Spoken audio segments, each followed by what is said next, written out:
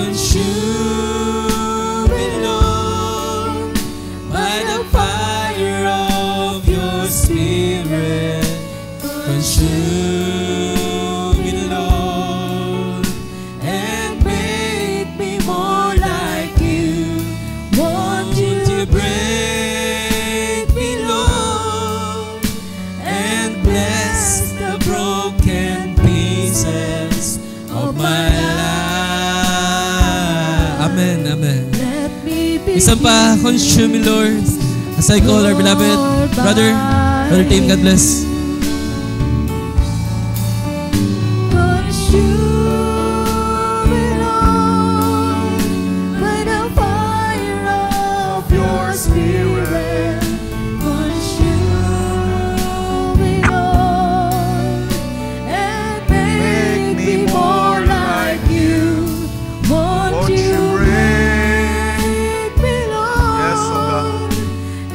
Bless the broken pieces of my life.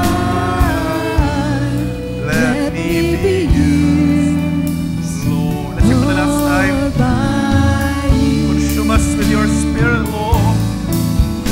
Consume me, Lord, by the fire of your Spirit. Yes, oh God. Yes.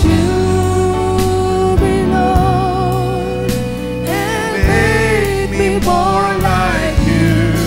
Won't you break me, Lord, and bless the broken pieces. Yes, oh God. Let me be used, Lord, by you. Let me be used. Let me be used. Let me be used, Lord. Amen and amen. Ating palakpakan ng ating Panginoon, mga kapatid. Ito ba ang ating desire sa gabing ito, na ang Diyos ang magtupok, hindi para tayo mapugnaw totally, completely, but to cleanse us, to purge us from all iniquities, from all trespasses. At tayo makatayo sa harapan ng Diyos na may kalakasan, merong confidence na ang Diyos ang naglinis, naghugas sa ating mga kasalanan, karumihan. Sapagkat way back then, ang mga marurumi ay hindi kaya makatayo sa presensya ng ating Panginoon. Pero maraming salamat sa kanyang biyaya, sa kanyang mga dugo, sa kanyang dugo na shed abroad. Hallelujah, naglinis at naghugas sa bawat isa sa atin. Kaya tayo ngayon naririto nakatayo sa presensya ng ating Panginoon. Purihin ang ating Panginoon. Tayo yumuko at manalangin. Let's ask for the wisdom that comes from above only, ng Diyos ang siya mangusap sa ating kalagitnaan. Nakilat mabagi namin Diyos, nais namin magpasalamat sa gabing ito, sa isang mainam na pagkakataon to celebrate your goodness sa aming mga buhay, to worship you, to praise you, to lift your name up high, to gather here once again with your word in our midst, Lord. It's a great privilege, it's a great honor na kami makaparito, O Diyos. Maraming mga kapahamakan sa sanlibutan, maraming mga masamang loob, and yet, Lord, binigyan mo kami ng pagtatagumpay, iningatan mo kami, pinalakas mo kami. Sa kabila man, O Diyos, sa maraming mga pinagdadaanan, maraming mga circumstances, nakakapagpatuloy kami maglingkod sa iyo, Lord. It's a great honor na makaparito sa iyong presensya. Kaya, O Diyos, nais na magpasalamat, nais na ialay ang aming buong buhay sa iyo, sapagkat ito ang sabi sa iyong mga salita na narapat naming handog. Isang buhay na hain, isang hain na nakakalugod lamang sa iyong harapan. Lord, ito ang aming nais. Nakatulad ng aming inawit sa gabing ito, tupukin mo kami ng iyong apoy na katulad ng isang handog na buhay upang kami ay maging kaaya-aya, maging mabangong samyo. O Diyos, payahan namin mga buhay maging mabangong samyo sa iyong harapan. Linisin mo mga dapat linisin. Alisin mo mga dapat alisin, O Diyos. Lord, ano mga kainan, kulangan pa, pagkakasala, inihingi namin ng tawad sa iyo, Diyos, sa gabing ito. At lumalapit kami, hallelujah, in repentance sa aming mga karumihan, kasalanan. Tulungan mo kami mahabag ka, O Diyos. At bayang ikaw ang patuloy maglinis, maghugas sa bawat isa, upang aming hindi, hallelujah, madungis ng iyong presensya. Sapagkat sa iyong presensya, Ikaw ang naglilinis, ikaw ang Diyos na banal. At ang sabi mo sa iyong mga salita kung paano ikaw ay banal, gayon din ang nais mo sa amin na maging banal. Kaya o Diyos, sa mga sandaling ito, make us holy, Lord. Hindi namin kaya sa aming sarili, ikaw lang o Diyos. Siya nakakaalam ng mga pangailangan. Lord, reach us sa gabing ito, anumang mga kakulangan, katulad ng aming inawit kanina, o Diyos, inawit na ilang mga kapatid namin, ang iyong biyaya ay sufisyente para sa aming mga pangailangan sa gabing ito. Father God, we are lifting up our eyes to you sapagkat ang tulong lamang ay nagmumula sa iyo.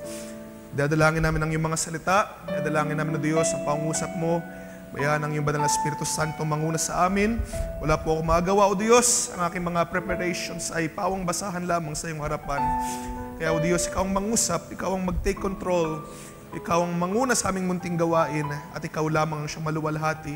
Sa bawat letra, sa bawat titik na aming pag-uusapan, ikaw lamang o Diyos ang siyang manguna. Panginoon namin Diyos, sa gabing ito, ikaw ang madakila.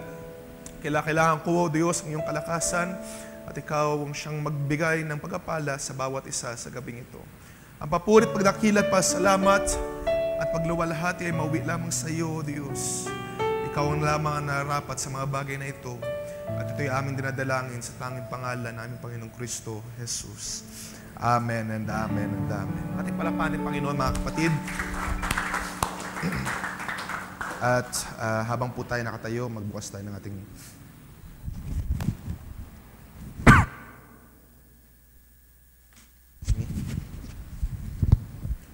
Okay, so ating buksan sa banasulatan natin sa 2 Corinthians chapter 8. Bayaan na makapangusap sa inyo mga kapatid ng ilang unting mga bagay lamang na patungkol sa ating babasahin na teksto sa gabing ito. Okay, 2 Corinthians chapter 8 verse 1 to 5 ang ating babasahin.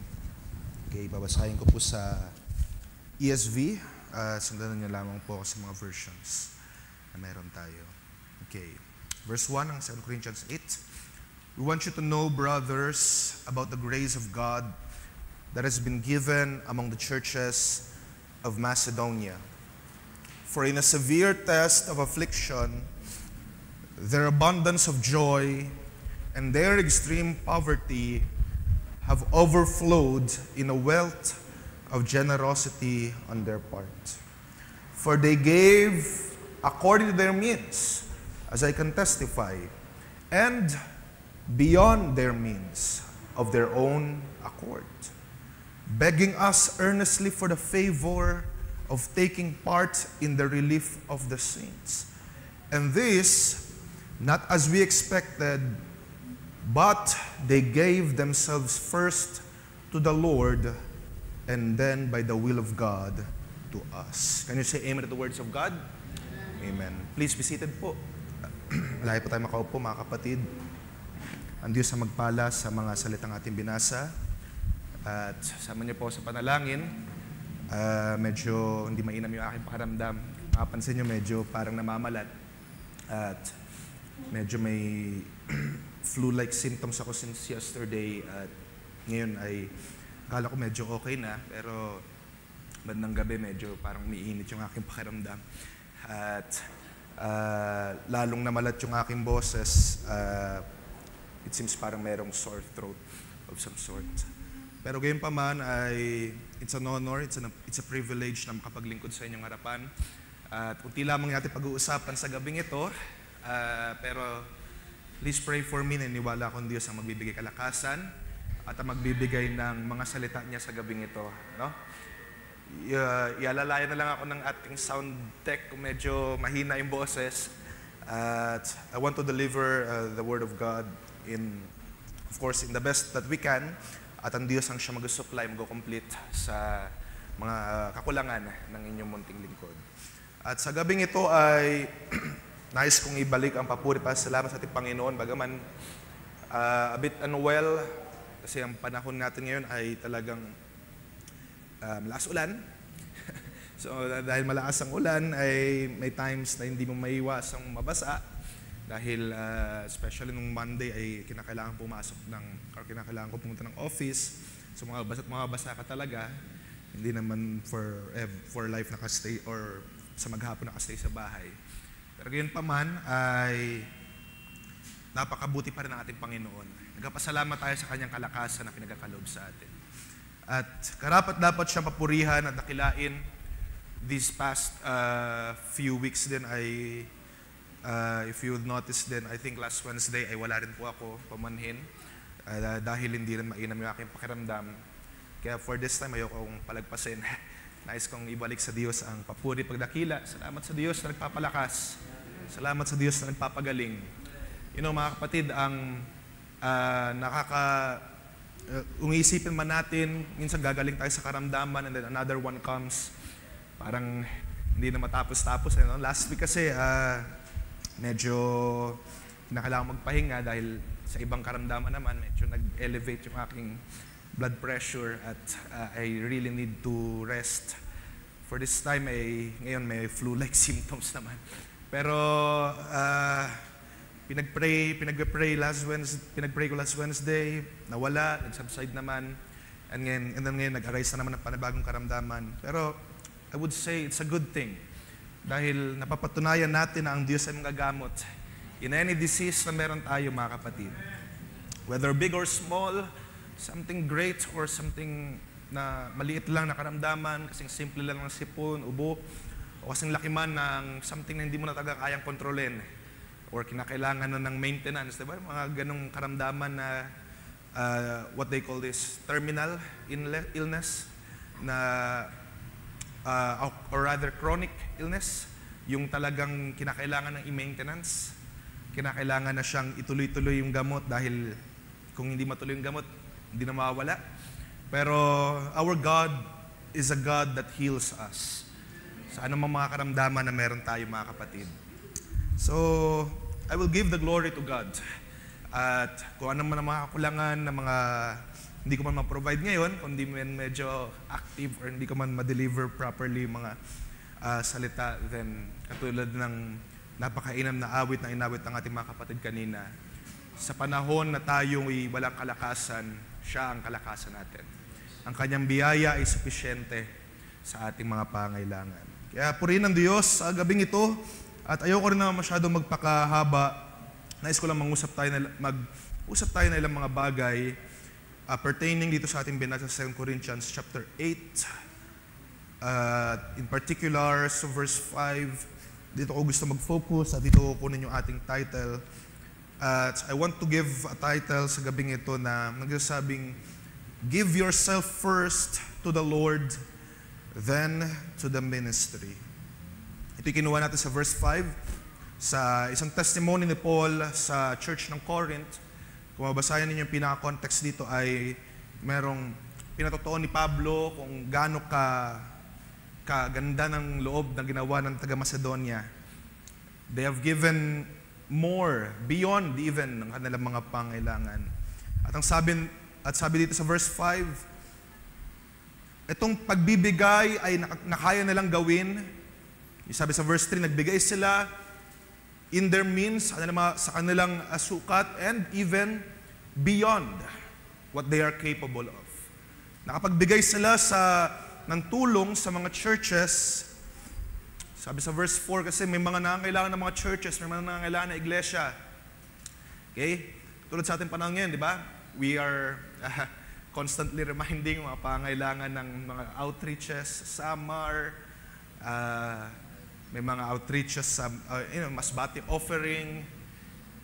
Like this one, isang testimony ni Pablo, it's a very good testimony. Sabi niya, itong church ng Macedoniang ito, kahit na sa panahon na sila'y nahihirapan, sila'y hindi magandang situation na meron sila, binigay nila ang kaya nilang bigay. At hindi lamang doon natapos, even beyond what they are capable.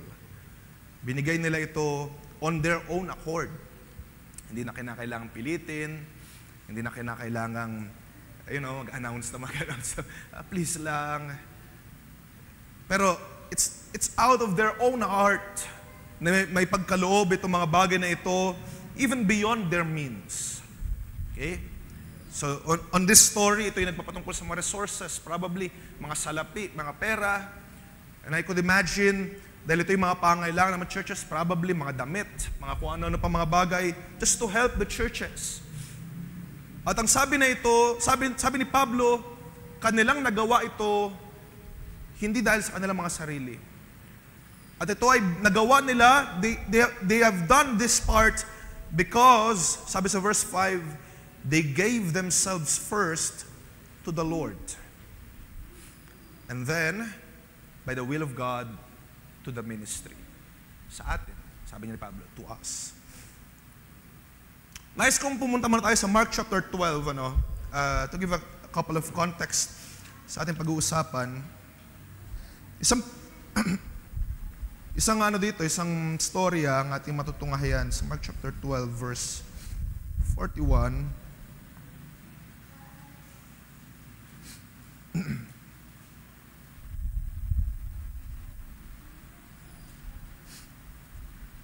Okay, isang storya dito. Sabi dito, and he sat down opposite the treasury and watched the people putting money into the offering box.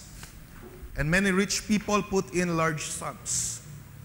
And a poor widow came and put in 2 small copper coins, which make a penny. And he called his disciples to him and said to them, so Jesus, tinawag niya kanyang mga disciples, sabi doon, truly I say to you, this poor widow has put in more in all those who are contributing to the offering box. For they all contributed out of their abundance, but she out of her poverty has put in everything she had, and all she had to live on. If you will notice yung pinag-uusapan natin, maraming mga nagbibigay na mga mayayaman or even mga middle class or halo-halo. Nagbibigay sila ng mga malalaking amount doon sa offering box. Okay? At napapansin nito, binaling ni Jesus yung attention doon sa isang mahirap na balo. Okay? The poor widow came and put in 2 small copper coins. Barya, sabihin natin. Isang barya or 2 barya, ito'y hinulog niya sa offering box, and Jesus said to the disciples, itong babaeng ito na nagbigay ng 2 copper coins, mas malaking kanya binigay. At ang reasoning ni Jesus, sabi niya sa verse 44, dahil itong mga iba, nagbigay out of their abundance. Marami silang pera, kaya marami silang may bibigay. Malaki ang kanilang mabibigay. Dahil sa, sabihin natin, excess ng kanilang mga pinagkakitaan, sa excess ng mga sahod nila, ng mga resources na meron sila, they can give it. But this woman na dalawang pennies or 2 copper coins lang ang nabigay, sabi dito ni Jesus, out of her poverty, kahit na siya ay dumadanas ng ganong kalagayan, ibinigay niya everything that she had. At doon, nakita natin sa storya, that woman gave more. That woman is pleasing. Sabihin natin, mas pleasing sa harapan ng Diyos dahil siya yung nagbigay na higit. Siya yung nagbigay na higit na hindi dahil sa bilang, kundi itong babaeng ito binigay niya lahat na meron siya. Hindi ito nagpapatungkol sa amount, but the quality ng kanyang binigay niya lahat. Kahit na yung quantity ay hindi ganun karami, the quality of giving everything that she had, ay naging kalugod-lugod sa harapan ng Diyos. Nakikita niyo mga kapatid? Okay? At pagdating sa pagbibigay, maraming beses tinuturo dito, behind this pulpit, hindi naman nagmamatter kung gaano kalaki yung amount na mabibigay natin. Pag may pledging tayo, wag sana tayong mahiya, magbigay. Diba? Hindi naman nagmamatter yung quantity. Hindi naman nagmamatter kung gaano kalaking pera mabibigay mo, malalabas mo. What matters most ay yung puso mo na willing ka to give all for the glory of God. And that's what God wants sa ating mga buhay. Okay? At even beyond sa pera, no? Kahit na hindi sa pera, I do believe, at mamaya mababasa natin ilang mga accounts sa banal na kasulatan, ang ninais ng Diyos ay hindi yung quantity ng kaya natin mabigay, kundi yung quality. Yung bagay na ibibigay natin sa Diyos ay hindi ito paramihan. Hindi dahil marami kang ginagawa in this church ay pleasing na sa harapan ng Diyos. But the quality of the work itself, kung anong binibigay mo sa Diyos, kung buong buhay mo ba ay inaalay mo sa Diyos, that's what's important. Sa ministry natin, sa paglilingkod natin sa Diyos, whether may position tayo sa church, even kung nakaupo tayo dyan, sa pag-worship natin sa Diyos, hindi kinakailangan yung quantity kung gaano karami ka naitaas yung kamay mo sa buong gawain, or kung gaano karaming beses na isigaw mo, or sumigaw ka, or gaano kalakas yung boses mo. What's important for God ay yung puso natin na binibigyan natin our all sa Diyos. And of course, kung bibigyan natin lahat-lahat sa Diyos, kung malakas ang boses mo, talagang lalakas yung boses mo. May bibigay mo yung the very best. Iaalay mo sa Diyos. Right? But, again, ang Diyos ay hindi tumitingin on what's visible sa mga mata. Ang sabi niya sa Samuel, God looks at the heart. Ang Diyos ay tumitingin sa puso, sa quality, sa klase ng may bibigay mo sa Diyos, hindi sa kung gaano karami. Sa mga ministry workers sa church, hindi nakatingin ng Diyos kung gaano karaming beses ka nag-contribute sa ministry. Ang importante sa Diyos ay kung anong laman ng puso mo when you give yourself to God. Sa inyong mga panalangin, hindi importante kung gaano karaming prayer, kung gaano kahaba. Di ba? What's important is that your heart cries out to the Lord with genuineness, sa buong magandang quality. Kung talagang mahaba ka mag-pray, but with sincerity of your heart, then that's pleasing to God. Kung may man, pero you gave your all, you gave your best to God, then that is fine too. What's important ay ang quality. Di ba? So ganun tayo dapat maglingkod sa Diyos. At alam ko, naintindihan natin yan, unawaan natin yan. The same as this widow na mahirap siya, and yet binigay niya lahat na meron siya. Hindi lamang ito nagpapatungkol sa mga contributions. Maisipin nyo, dahil meron tayong pledging na gaganapin. Kailangan na mag-announce o magbigay-bigay ng maayos. That can also be true. However, hindi ko nais din na mag-focus sa pera. Dahil what's important sa Diyos, sabi ko nga, ay yung nilalaman ng ating mga puso. And of course, kung dadarating tayo sa pera, sabi rin ng ating Panginoon, God loves a cheerful giver na hindi napipilitan. Di ba? Hindi kinakailangan pilitin ang mga anak ng Diyos. Right? Diba? Hindi nyo na kailangan pilitin? Okay, so mamaya siguro ma-announce may pledging sa Sunday. Sa Meralco Bill o sa pa mga kinakailangan i-pledge. Alam nyo, i-share ko lang, so ilang mga youth natin dito, may mga ilan na medyo napapaaray. Kasi, imagine this, so, actually, sa Lodon Church, mga kapatid, medyo sunod-sunod din yung activities, di ba? I think mayroong ambagan sa music ministry, tapos may mga ilan na may ambagan din for youth camp. Kung magiging honest tayo, talagang masakit. Mauubos talaga yung resources natin. But, ang pinaka-importante nga, katulad ng ating binasa dito, ay magbibigay tayo out of the cheerfulness of our heart. Kung di natin kaya, then, maging tapat tayo sa Diyos. Ibigay natin yung the best na kaya natin may bibigay. Then the Lord will bless it. The Lord will supply. Diba? If you would notice, kung medyo sunod-sunod ang mga ambagan, sunod-sunod ang bayarin, alam niyo mga kapatid, kung medyo napapaaray tayo, ang sabi nga sa Bible, be reminded lang din sa Bible, ang sabi doon, God loves a cheerful giver, na hindi kinakailangan ng sapilitan. Kung medyo napapa-tight yung budget, pray to God na Diyos ang siya mag-supply, at kung anong kabunga ng iyong puso, What's best na may bibigay mo for God, then give it to the Lord. At naniniwala ko ang Diyos ang siyang magpapala sa bawat isa. Okay? So, again, hindi lamang tayo mag-iikot sa pera.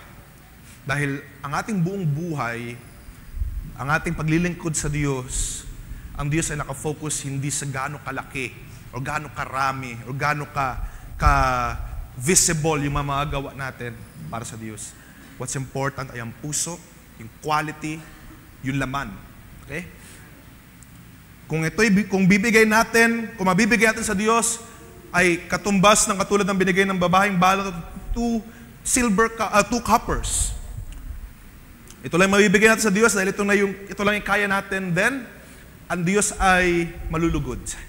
At ang Diyos ay magagalak na ibinigay mo yung what you have na ipinangako mo sa ating Panginoon. It won't make sense sa paningin ng sanlibutan. Ang dami-dami binigay nung isa. No? Marahil libo-libo ang kanyang binigay. Many times 100 nung binigay ng babaeng balo. But, sabi doon ng ating Panginoon, they all contributed out of their abundance. Dahil marami silang pera, marami silang resources, marami din yung kaya nilang bigay.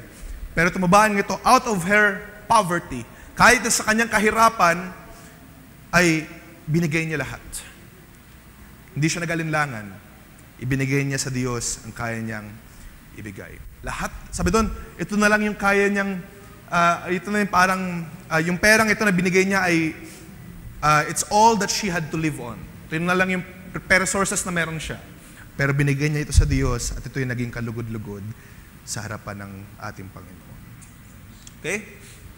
In every aspect ng ating paglilingkod sa Diyos, in our service, in our life, in ministry, what's important is not the amount, but the quality of service.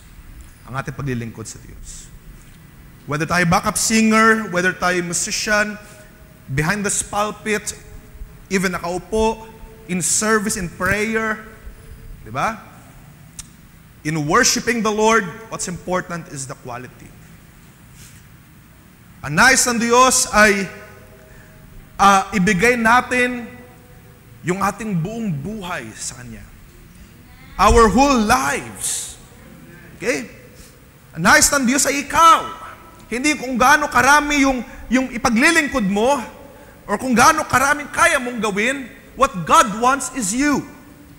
Tayo, yung ating buong sarili, yung ating buong buhay. Sabi nga sa isang talata sa Matthew, na ikaw, you shall love the Lord your God with all your heart, with all your soul, with all your might, with all your mind. Diba? Lahat-lahat ang nais ng Diyos sa iyo. Kaya ako sinasabing quality ang pinakamahalaga sa Diyos dahil ang gusto ng Diyos hindi yung kung gaano karami ang kaya mong i-perform, but you, tayo yung highest quality, yung buhay mo. Okay? Yung buhay mo, yung sabi dun sa Romans, mamabasa natin, ano? Yung buhay mo, yung holy na acceptable sa Diyos, yun yung katanggap-tanggap sa Diyos. God wants you. At hindi yung kung gaano karaming kaya mong gawin.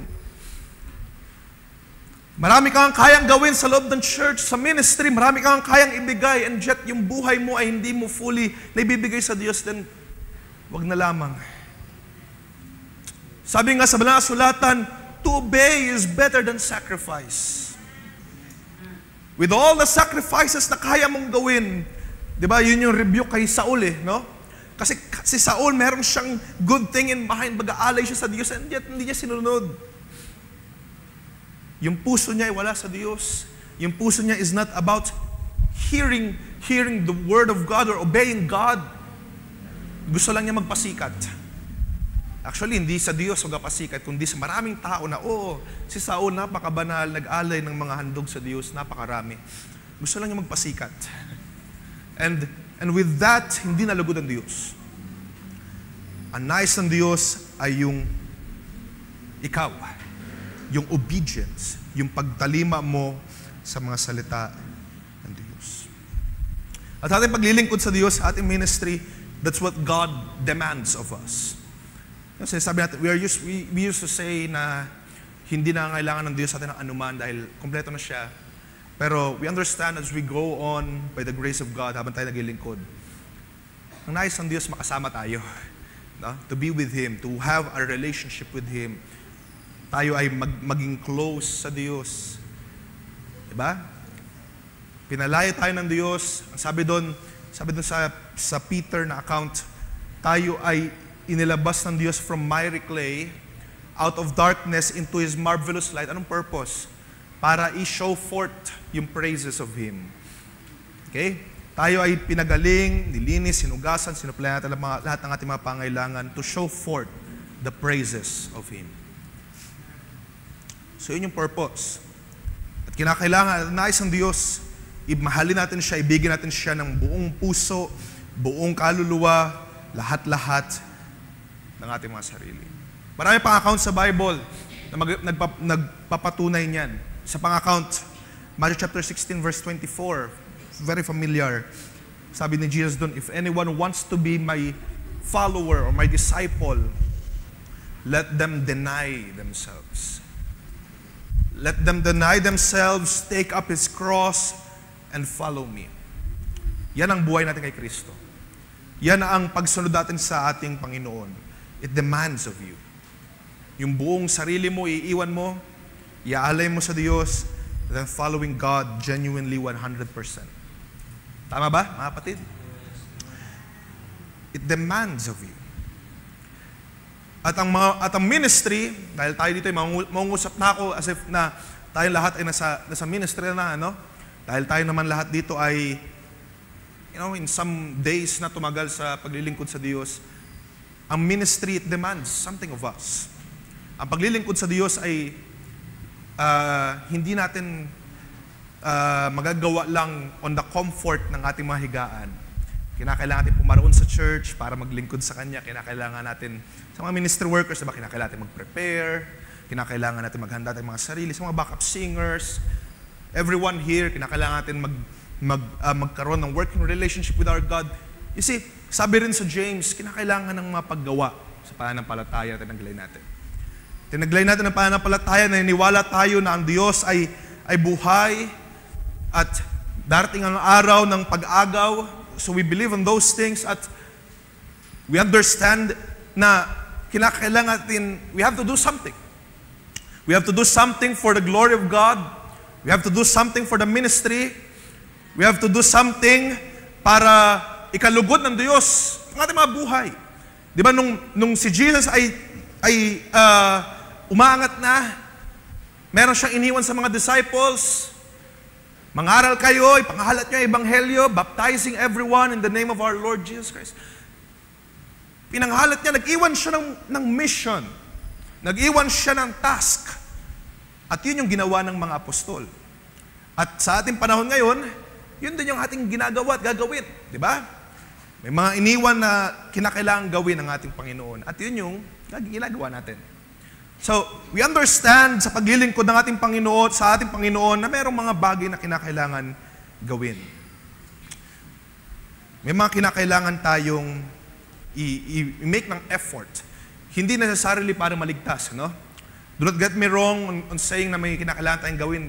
Hindi yun nangangahulugan na pag may ginawa tayo, maliligtas tayo.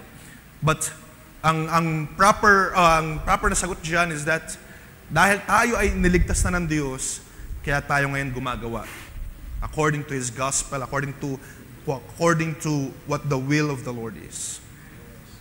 Okay? Yun yung buhay ay Kristo. So, lahat naman tayo mag-agree doon. May mga ginagawa tayo sa paglilingkod. Kaya nga sabi din sa mga pangaral, sabi rin sa mga naririnig natin, kinakailangan natin maghanda. At paano ka maghahanda kung nakaupo ka lang? Siyempre, may kinakailangan kang gawin. Maghanda sa pagbabalik ng ating Panginoon. So, we must do something. Right? At yun yung buhay Kristo. Nagdedemand ito ng hindi lamang basta portion ng buhay mo, kundi buong buhay mo. Ang paglilingkod kay Kristo, ang ministry in general, being a Christian, ay hindi lamang to dapat isang portion lang ng ating buhay or isang part lang ng ating buhay, kalahating Kristiyano, kalahating from this world. Hindi ganon. Kundi dapat ang buong buhay natin na nakaalay kay Kristo. Naka-devote sa ating Panginoon. So whatever we speak, whatever we act, whatever we think, sabi nga rin sa Bible, ginagawa natin ito sa kaluguran ng ating Panginoon. We do it for the glory of God. So sa lahat ng bagay ay inaalay natin sa ating Panginoon. And it demands all of us. Kinakailangan yung buong buhay natin may iaalay sa ating Panginoon. Isang account nga sa Samuel, nais kong basahin natin. 2 Samuel chapter 24. Okay, I'm just giving context at later on i-drive ko yung what I want to say. 2 Samuel chapter 24, sabi doon, verse 18. So si God, and God came that day to David and said to him, "Go up, raise an altar to the Lord on the threshing floor of Araunah the Jebusite." So David went up at God's word as the Lord commanded. Okay? Sa madaling sabi, pumunta siya doon kay Araunah at bumili siya ng threshing floor. Kinakailangan niya ito para i-build ang altar ng ating Panginoon. At siyempre, si David bilang hari, si Araunah ay, sabi, libre na lang yan. Ibigay ko na lang yan as a token, as free para sa hari. But the king said, sabi sa verse 24, nais ko ilaktaw, no? But the king said to Araunah, "No, but I will buy it from you for a price. I will not offer burnt offerings to the Lord my God that cost me nothing." Very interesting yung iniwan dito ni David. Sinabi niya, ayaw ko mag-alay sa Diyos nang hindi nagko-cost sa akin. And as we grow on sa paglilingkod sa ating Panginoon, we understand. Bagaman madalas ating sinasabi na ang buhay Kristiyano ay masayang tunay, pero may mga kinakailangan, may mga sufferings, may mga kinakailangang i-sacrifice, may mga kinakailangang iwan, may mga kinakailangan i-give up, may mga kinakailangang ibigay. At sa ating paglilingkod sa Diyos, kinakailangan ibigay ang ating buong buhay. Kaya nga sabi ni Haring David, ayokong mag-ahalay sa Diyos ng wala akong binibigay. That costs me nothing. At mga kapatid, ang pag-aalay natin sa Diyos, ang paglilingkod natin sa Diyos, magkaroon din tayo ng ganyang mindset, ano? Hindi sa lahat ng panahon comfortable, easy ang paglilingkod sa Diyos. Sometimes mahirap. Sometimes kinakailangan magtiis. Sometimes kinakailangan may give up ka, may sacrifice ka. Whether yung time mo, yung energy mo, yung katawan mo, just to do the glory of God.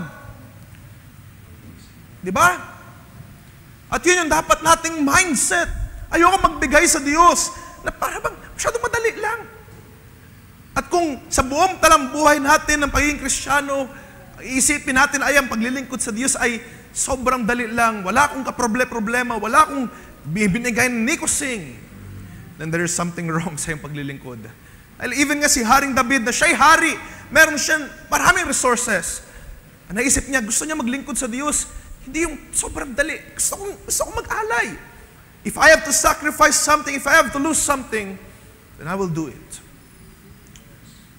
At sa paglilingkod natin sa Diyos, it's not always easy. You have to sacrifice something. You have to give up something. You have to surrender something.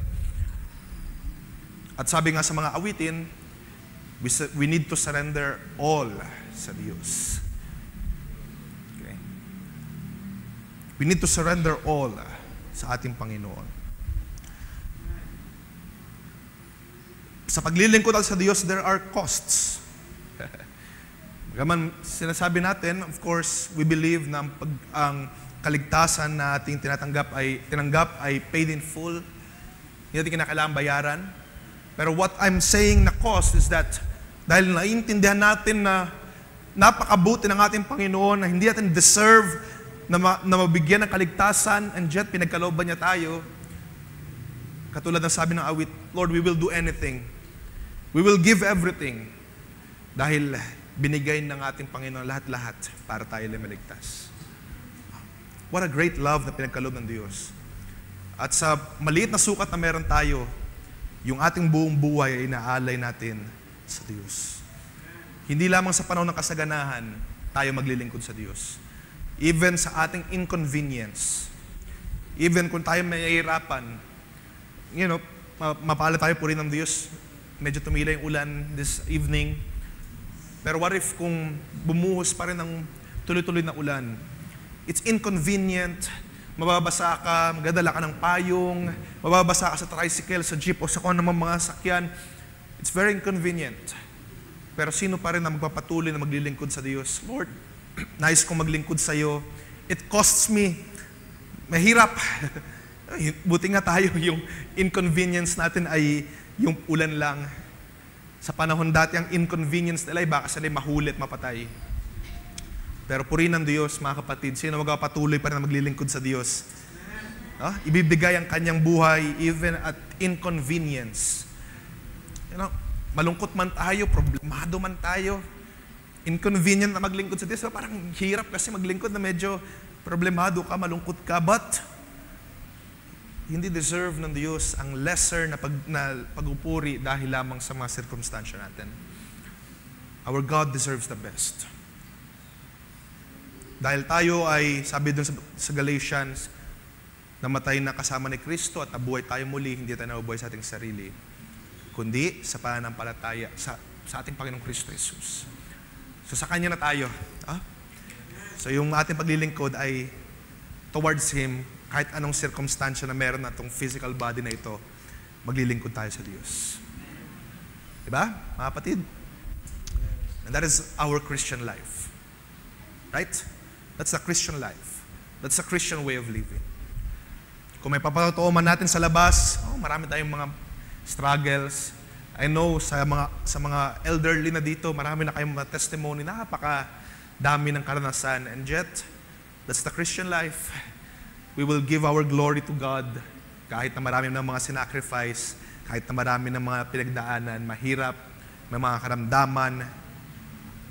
That's the life that we walk sapagkat tayo sumusunod kay Kristo. At huwag kayong mag-alala mga kapatid, kapag tayo sumunod kay Kristo, hindi na tayo pababayaan. Hindi na tayo iiwan mga kapatid. Okay? Even si Pablo, sa kanyang paglilingkod sa ating Panginoon, nahirapan siya. Diba nga nung sabi ng Diyos kay Ananias, pagalangin mo lang yan si Pablo nung nabulag siya, diba? Nung nakasalubong niya ang Diyos on the road na para mag-judge. Sabi ng Diyos kay Ananias, pagalingin mo nga to si Saul na nandito nakatira, punta ka doon, pagalingin mo ang kanyang mata na nabulag. Sabi, diba itong si Saul persecutor?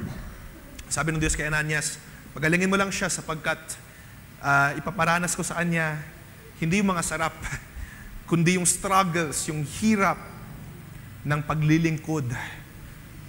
Yung hirap ng mga na kinakailangan niyang danasin for His name's sake. At yun yung testimony ni Pablo.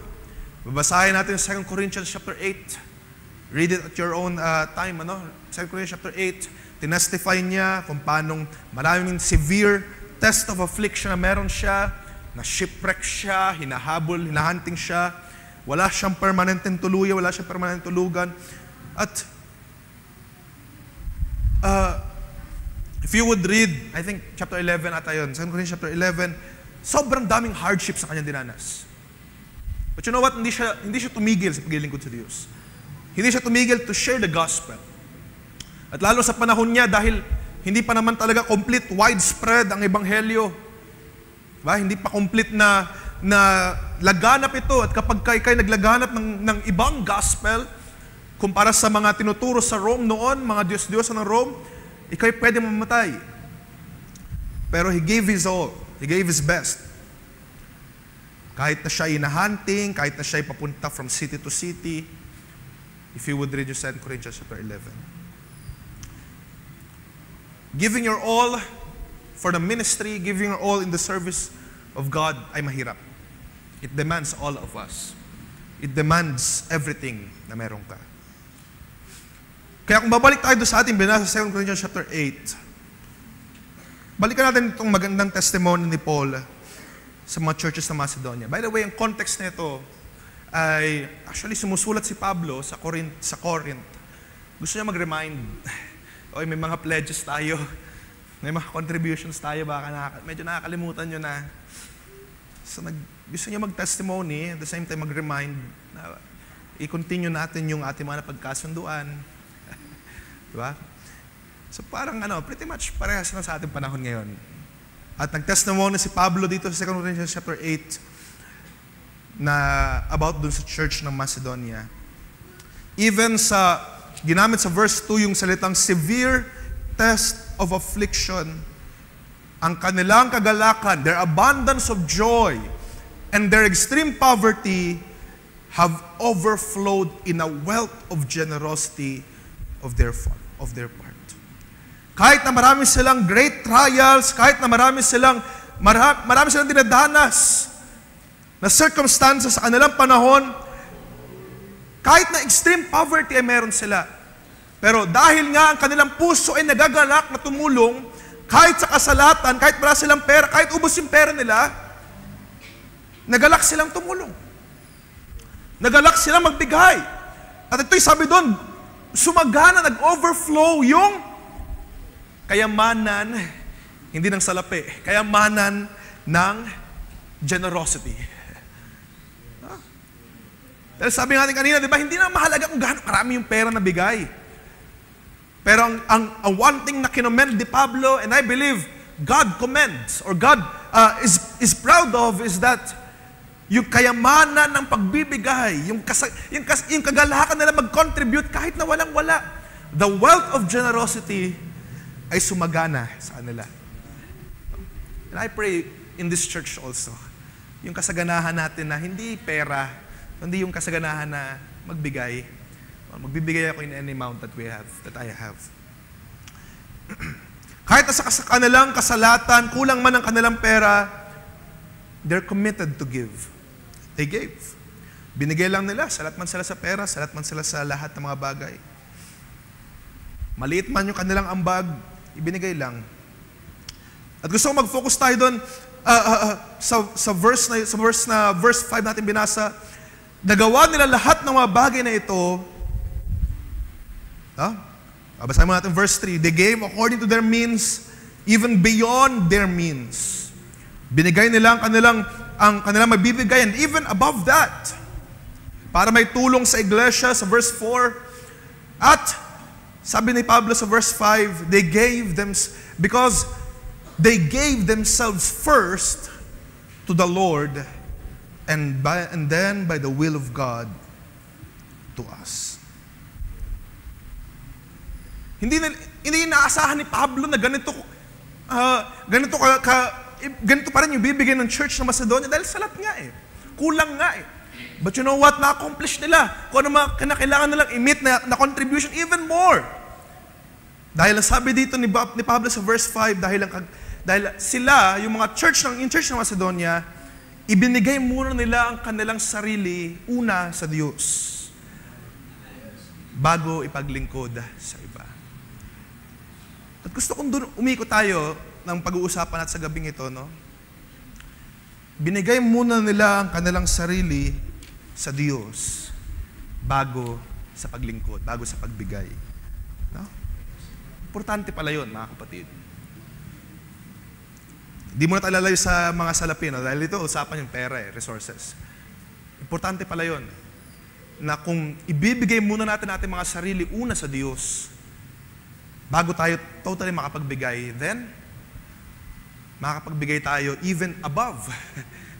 Above na capable tayo kahit na sa kasalatan, kahit na sa kahirapan. Kapag binigay natin una ang ating mga sarili sa Diyos, bago tayo magbibigay. And I would want to say as well, it can be applied even sa ating paglilingkod sa Diyos. Sa mga ministries na ating ginagawa. Kinakailangan muna nating ibigay ang ating sarili sa Diyos bago tayo makapag-perform, makapaggawa ng ating mga ministries, ng ating mga papuri. Kinakailangan mo munang ibigay yung sarili sa Diyos bago ka mag-alay ng papuri. Kinakailangan mo munang ibigay ang iyong sarili sa Diyos bago ka makapag-contribute, makapagbigay sa church, makapag-contribute sa kanyang gawain. Okay? Kinakailangan mo muna ikaw, ang iyong buong buhay, if we want to be used sa ministry, if we want to be effective, at may bigay natin yung very best natin for God, kahit na napakahirap ng mga ministries, mahirap magbigay above your means. Pero dahil ikaw, at kinakailangan mong gawin ay ikaw, dapat ibigay mo muna ang iyong sarili sa Diyos. Give yourself first to the Lord. Then, bago ka makapagbigay, even above ng kaya mo. You see that? Sabi sa Romans chapter 12 verse 1, di ba? Ang sabi doon, I beseech you, brothers, by the mercies of God, that you present your bodies a living sacrifice, holy and acceptable to God, which is your reasonable service. Kinakailangan mo ialay ang iyong sarili, or ultimately, ang karampatang pagsamba sa Diyos, ang reasonable na paghahandog sa Diyos, ay hindi yung pera, hindi yung salapi, but yourself. A living sacrifice, holy and acceptable to God. Ito yung karampatan natin paghandog sa Diyos. More than resources, more than money, more than even the ministry na meron tayo. At ang sabi doon, sa verse 2, do not be conformed to this world, but be transformed by the renewal of your mind. Okay? That by testing, you may discern what is the will of God, what is good and acceptable and perfect. Madaling sabi, para malaman mo kung anong kalugod-lugod sa Diyos, what is good, what is acceptable, and what is perfect for God. So sabi doon, do not be conformed, but be transformed. Hindi kinakailangan na maraming mga bagay ang mabibigay natin. What's important is that yung buhay mo ay pleasing. Yung whole life mo, pleasing, acceptable to God. Karampatang handog natin sa Diyos ay ikaw. Yung buong sarili mo, yung buong life mo na katanggap-tanggap sa harapan ng Diyos. At ito yung hinahanap ng Diyos sa atin. Hinahanap ng Diyos ay ikaw. Give yourself first to God. Give yourself first to Him. Offer yourself first. And then, kapag inilalay mo yung sarili sa Diyos, you can give effectively sa ministry, whether ito'y through pera, or through ministry, or through paglilingkod. You can give yourself effectively sa mga bagay na yan because you have given yourself first to God. Okay. Pwede magsilbi ding warning sa atin na mga nasa ministry na or nagko-contribute sa church. Kinakailangan yung ating buong buhay ay may bigyan natin sa Diyos. Hindi sapat na tayo nagpa-perform lang or gumaganap ng ating mga ministries. What's important is that ikaw mismo naibigay mong yung sarili sa Diyos. Ba? Isang ang kanta na madalas ko napapakinggan, sabi doon ang line of thought ng kanta, nung inialay ni Abraham si Isaac, hindi naman gusto ng Diyos si Isaac talaga eh. Hindi naman gusto ng Diyos na makasama niya si Isaac sa piling niya. What God wants for Abraham is that yung kanyang pananampalataya. Yung kanyang complete na pagtitiwala sa Diyos na kahit na sa napakahirap na situation, ay may bibigay niya even yung most beloved possession na meron siya, si Isaac. No? Hindi naman talaga desire ng Diyos na magkaroon ng Isaac sa piling niya. But what God wants is that for Abraham to have that faith sa kanya, fully, completely, 100% na pananampalataya. At nakita natin yun sa story ni Abraham. Nakita natin na siya ay mayroong confidence. Sabi pa nga niya kay Isaac, ang Diyos ang mag-provide, huwag ka mag-alala, Isaac. Diba? Meron siyang confidence sa Diyos. Meron siyang pananampalataya. At yun din ang hinahanap sa atin. Sa mga naglilingkod sa Diyos, what's important is your heart. Ang ating pananampalataya. Hindi yung kung anong kaya natin gawin sa loob ng church, kung gaano karami, kung gaano sabi natin, kaganda. What's important ay yung puso natin. Naibibigay ba natin ating mga sarili sa Diyos? Kapag ba meron tayong contributions, mga kapatid, ginagawa pa ba natin ito out of the gladness of our heart?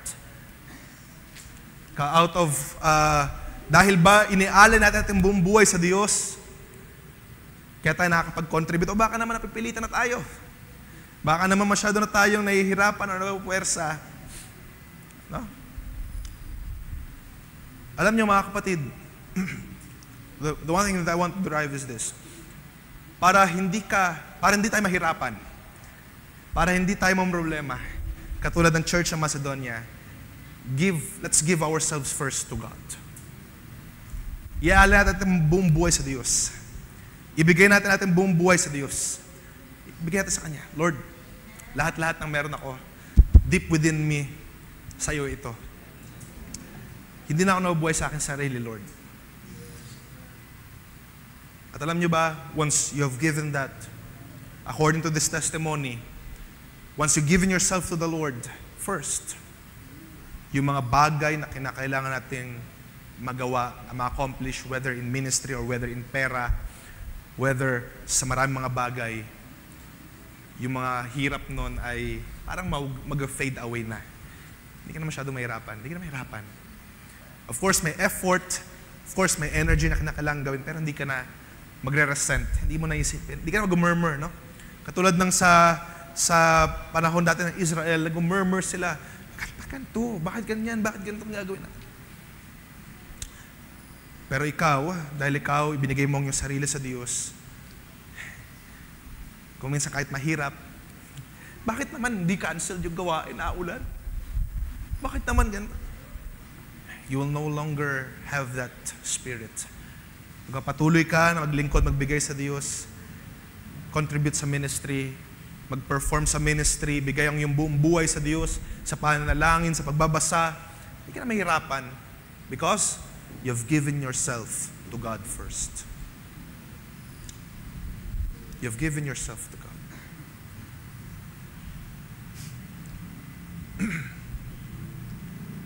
If we will commit our lives to God, mga kapatid, kung ibibigay mo natin ating buhay sa Diyos, then yung mga bagay na kinakailangan natin ibigay sa Diyos, like for example in this case, yung resources, or yung ating mga paglilingkod sa Diyos, hindi tayo mahirapan. You will not struggle. Dahil, alam niyo kung bakit? Itong church ng Macedoniang ito, kung tignan natin ito sa third person perspective. Sabihin na natin ganito, isang brother doon or isang sister doon, binigay nila ang kanilang buong pera. Katulad ng widow na binasa natin kanina, yung buong pera na meron siya. If we would look at it, paano nakakainin niya bukas? Paano nakakainin niya sunod na araw kung lahat ng pera ay meron siya na binigay niya? Katulad dun sa panahon ni Elijah, sabi ng babae kay Elijah, itong dalawang stick na ito, dalawang patpat na ito, at unting mantika, unting oil, ito na lang kakainin namin. At after nito, mamamatay na kami. Sabi ni Elijah, bigay mo lang. For this is what the Lord wants. At itong babaeng ito, sinunod niya. Binigay niya kay Elijah itong pagkain na ito. At you know what? Hindi sila pinagkulang ng Diyos. Hindi sila pinabayaan ng Diyos. Ang supply ay hindi naubos sa kanilang tahanan. Now, going back to the story, if this person from Macedonia ay nagbigay ng kung anong meron siya, 100% siguro or even 110% na meron siya, ibinigay niya para sa cost ng gawain, 100% sure, hindi siya pababayaan ng Diyos. Hindi siya pagkukulangin ng Diyos. Hindi siya ipapahiya ng Diyos. Okay? Kung magbibigay tayo sa Diyos, hindi tayo pababayaan ng Diyos. Okay? Hindi tayo magbibigay sa specific na tao. Alam niyo yung mga scam sa denomination, di ba? May mga denomination na nagiging scam na tuloy. Binibigay yung pera sa tao, sinasabi para yumaman, pero inaangkin lang ng tao. But, mga kapatid, hindi to scam. Ibigay natin ang lahat ng ating mga buong buhay sa Diyos. At ang Diyos, hindi tayo pahabayaan. Okay? Hindi tayo pahabayaan ng Diyos. At hindi lamang tayo nagpapatungkol sa pera, no? Hindi masyadong isipin na pera ang ating pinag-uusapan. Yung buong buhay natin. Kung ibibigay natin ang ating buong buhay sa Diyos, yung oras, yung effort, yung energy, then hindi ka pahabayaan ng Diyos. Right? For example, may mga conflicts sa work or may mga conflicts sa kinakailangan ka pang gawin. Give your life to God. Ang sabi niya sa mga kasulatan, seek ye first the kingdom of God, and all of these things shall be added unto you. Hindi ka pahabayaan ng Diyos. Hindi ka iiwan ng Diyos. Right? Do you believe that, mga kapatid? Iniwala pa ba tayo doon? Then, kung naniniwala pa rin tayo doon, makakapagbigay tayo ng 100% sa Diyos, knowing na hindi niya tayo pahabayaan. Knowing na hindi niya tayo iiwan. Sometimes even I am guilty of this. Sometimes we are thinking, lalo na pag pertaining sa work, we're thinking na, ito'y kinakailangan gawin para sa work. Even I am guilty of that. Kinakailangan itong gawin, so ma-sacrifice ang gawain, ma-sacrifice ang pag-attend. Pero, kailan natin susubukan ng Diyos? Kailan natin tetest? Na Lord, if something happens sa work na ito, I have given my part to you, I've given my whole life to you. Kailan natin tetest ng Diyos na siya magkakaloob. If something goes wrong, kung magpapaalam tayo, syempre. Pag di tayo pinayagan, if something goes wrong sa work, kailan natin susubukan ng Diyos at ang kaya niyang gawin sa lahat ng mga bagay na ito. Diba? Commit your ways to the Lord at hindi tayo pabayaan ng ating Panginoon. Hindi tayo pabayaan ng ating Panginoon. We all need that faith. No? Kasi ako rin minsan pag dumarating yung pressure sa trabaho, kinakailangan. Maapektuhan tuloy mga gawain, kinakailangan gawin for the ministry. Dahil sobrang loaded ka sa work, hindi na nakakapag-pray, hindi na nakakapag-devote sa Diyos. Kailan natin susubukan ng Diyos? Ito-test na siya ang provider, na siya ang magsusupply ng iyong mga pangailangan. Okay? Hindi tayo pabayaan ng ating Panginoon. If you give your life for God, for the ministry, then God has got your back. Hindi tayo pabayaan niya. Sabi sa Philippians chapter 2 verse 13, for it is God who works in you, both, sabi doon, enabling you to both will and do. Both to will and work for His good pleasure. Sa madaling sabi, hindi natin ito magagawa, yung ating paglilingkod sa Diyos o yung pagko-contribute natin, yung mga pag-serve sa ministry, it's not something that we can do on our own self. Ito'y sa pamamagitan ng ating Panginoon na nagsusupply sa iyo ng kalakasan, kagalingan, nagsusupply sa iyo ng energy, everything. Hindi ito magagawa sa ating sarili, ang Diyos ang mag-e-enable sa iyo, ang magbibigay sa iyo ng kalakasan. Hindi tayo pabayaan natin, Panginoon, mga kapatid. If you just commit our ways, give your life to God first, then makakapagbigay tayo sa ministry, makakapagbigay tayo sa church, makakapagbigay tayo sa mga bagay na kinakailangan gawin sa loob ng church. Ibigay natin ating buong buhay sa Diyos muna. Sa mga ministry workers, fellow ministry workers like me, what's important is that to give our life to God first. Sabi ko nga sa mga kabataan ko, minsan kasi, diba, ini-spend natin ng time mag-practice. Nag-spend tayo ng time memorizing the song, familiarizing ourselves sa song.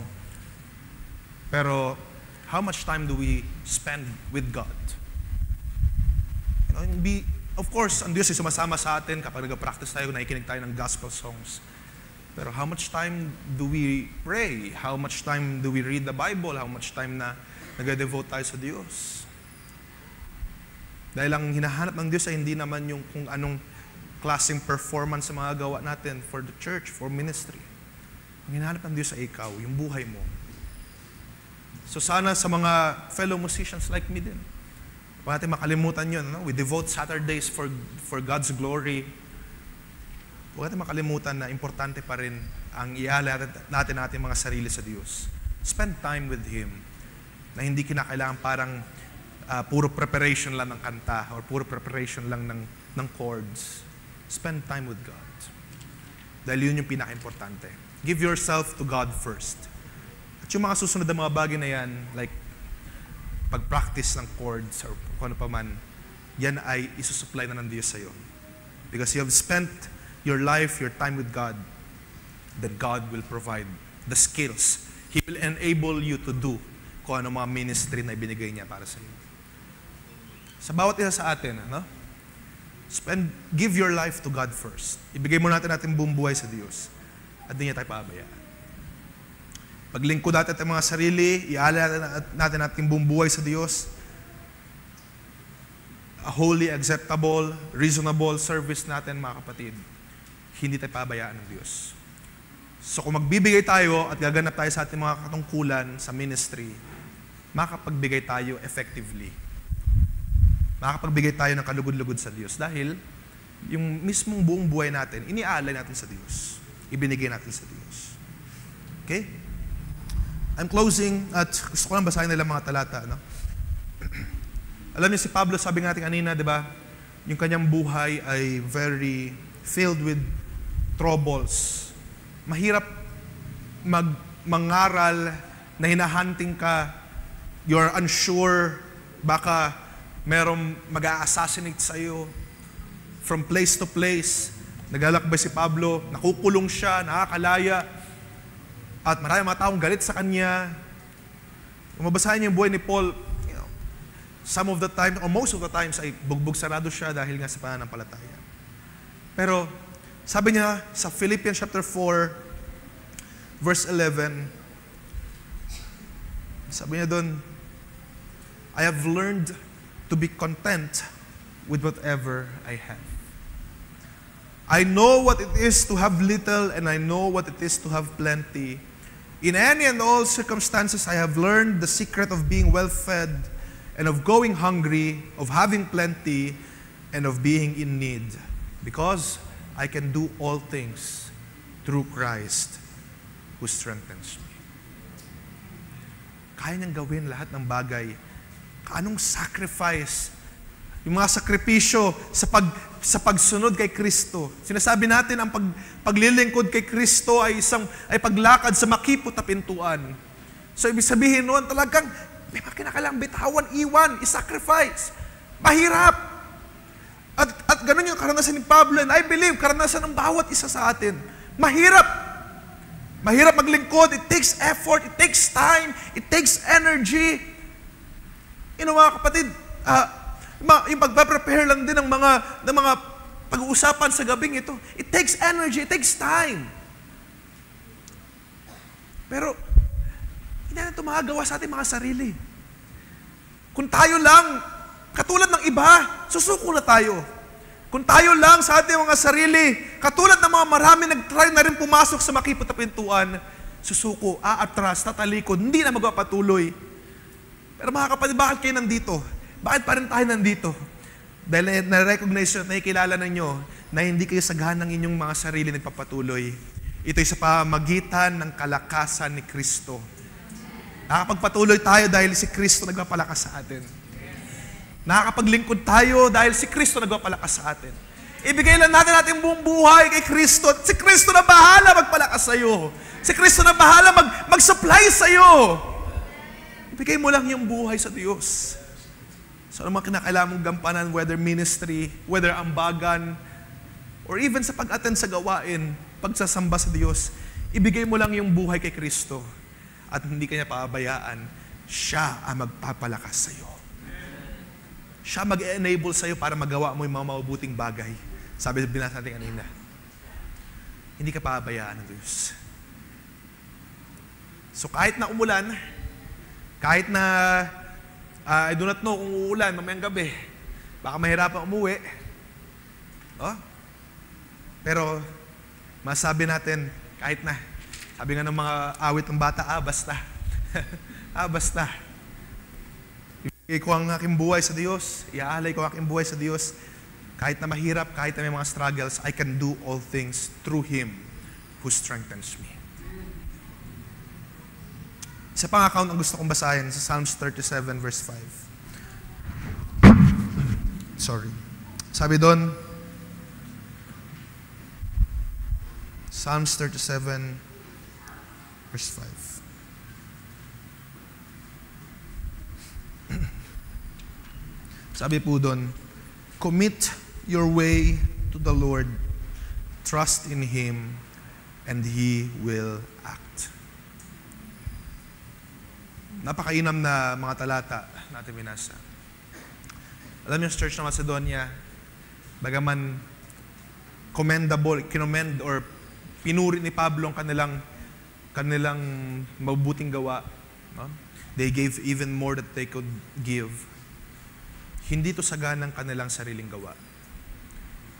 Tinestify ni Pablo, sabi doon, ibinigay muna nila ang kanilang sarili una sa Diyos bago nakapagbigay sa mga iglesia. At ganun din ang dapat natin gawin, mga kapatid. Whether ito man ay contribution, pledging, or sabi ko nga, hindi naman ito nagpatungkulan sa pera, whether ito ay patungkol sa paglilingkod natin, sa pagpupuri sa Diyos, sa pag-attend ng mga gawain, sa pag-perform ng mga ministry.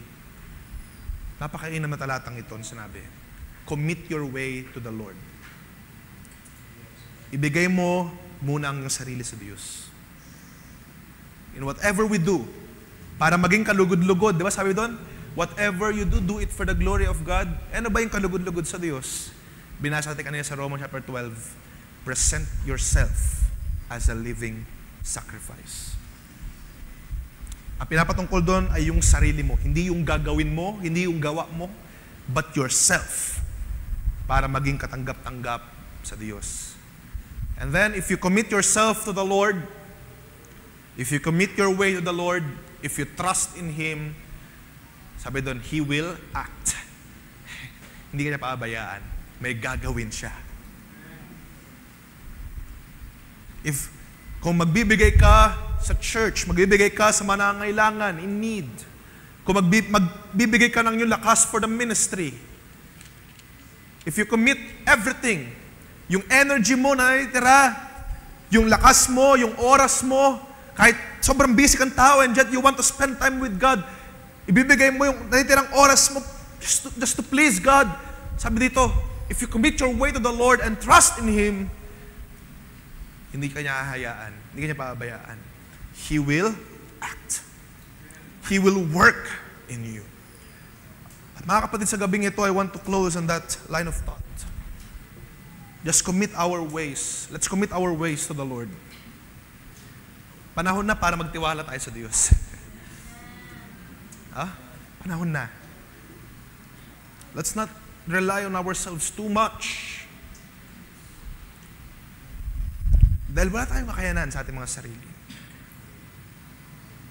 Let's not rely on our strength too much. Let's commit our ways to the Lord. Ibigay natin ating buong buhay sa Diyos. Ibigay natin ating buong sarili sa Diyos. Pagkatiwala na natin sa Diyos. Sabi nga sa isang awitin, surrender all to Him. Mga kapatid, sabi dito, kapag itiniwala mo ang iyong buong buhay sa Diyos, He will act. Dahil ikaw, binigay mo ang iyong sarili muna sa Diyos, makakapag-perform ka ng maayos sa ministry, makakapag-contribute ka ng maayos, you can do your best. Yun yung una kong gustong iwan sa inyo. If you give yourself first to God, you can contribute effectively sa mga ministry, sa mga resources, sa mga gampanin. At kapag ibinigay mo ang 100% sa ministry, ang 100% na resources mo, pinagkatiwala mo sa Diyos, katulad ng ating binasa dito, if you commit your ways to the Lord, He will act. Hindi ka niya pabayaan. Hindi ka niya iiwan. Katulad ng babaeng balo, katulad ng babae sa panahon ni Elijah, katulad ng Macedonian church, hindi sila pinabayaan ng Diyos. At mga kapatid, sa gabing ito, I will say the same thing. Hindi tayo pabayaan ng ating Panginoon. Ibigay natin ang ating buhay sa Diyos. Ibigay natin ang ating buong buhay sa Kanya, and then ibigay natin Maibigay natin ating buong buhay sa ministry, sa kalooban ng Diyos, sa paglilingkod sa Kanya, worshiping, praying, praising the Lord. And then, if you devote that time for the glory of God, hindi ka niya pabayaan. Hindi ka niya iiwan. Dahil ang ating Panginoon, sabi doon sa sinabi ni Pablo, I can do all things. Magagawa ko kahit napakahirap because Christ strengthens. Purihin ang ating Panginoon sa mga salitang ito. Can we clap our hands sa ating Panginoon, mga kapatid? At tayo ay umuko at manalangin sa panandalian. Dakila namin Diyos, we thank you for your word. We thank you, Lord, sa mga salitang ating binasa sa mga sandaling ito. I know, Lord, na I'm very limited, pero ikaw ang Diyos na limitless. Walang limitations sa iyo. Naniniwala ako ng lubos na ikaw sa gabing ito ang nag-deliver ng iyong mga salita. At kung naman ang kakulangan ng iyong lingkod o Diyos, naniniwala ako na ikaw ang Diyos na siyang mag-supply, magpupuno para sa bawat isa. May you bless everyone, Lord, at na nandito ngayon. Ikaw magpala sa mga salitang aming nabasa. At payaan, Lord, na patuloy kaming magtiwala lamang sa iyo, to give ourselves to you, Lord, upang maibigay namin effectively ang aming mga buhay sa ministry sa iyong kalooban. At iniwala kami ng lubos sa Diyos, makapagbinigay namin ang buong buhay sa iyo, ibinigay namin, pinaglingkod namin ng mga sarili sa mga ministry mo, hindi mo kami babayaan. Hindi mo kami pukulangin na Diyos. Kung may bigay man namin on a terms ng contribution, may bigay namin ang aming lahat-lahat sa mga bulsa, lahat na meron kami, Lord, naniniwala kami na hindi mo kami pabayaan. Kaya Lord, pasaganahin mo kagalakang ito sa buong iglesyang ito. Pasaganahin mo pag-ibig sa iyo, Diyos. Naibigay muna namin mga sarili sa iyo. In whatever thing that we do, whether ministry or contribution or worshiping or praising you, ialay muna namin mga sarili sa iyo, Diyos. Ibigay namin ang aming mga sarili sa iyo. And then we can perform our ministry nang hindi nag-aalinlangan, hindi nagmumurmur, hindi nahihirapan sapagkat ikaw ang nagpapalakas sa amin. O Diyos, the way may seem narrow. Totoo, Diyos, mahirap ang paglilingkod as a Christian. Pero, mahirap man, pero hindi kami tuluyang nahihirapan sapagkat ikaw nagpapalakas sa amin. Hindi kami na-cast down, hindi kami natatalisod at nahaharangan sa aming paglilingkod sapagkat ikaw nagpapalakas sa amin. Ikaw may hawak sa aming mga kamay. Kaya o Diyos, nagpasalamat kami sa gabing ito na patuloy mong pinapalakas ang bawat isa. Palayan mo, Diyos, ang mga salita na aming pinapakinggan at mauwi lamang sa iyo ang papuri pagdakila sa tangid na pangalan ng Panginoong Kristo, Jesus.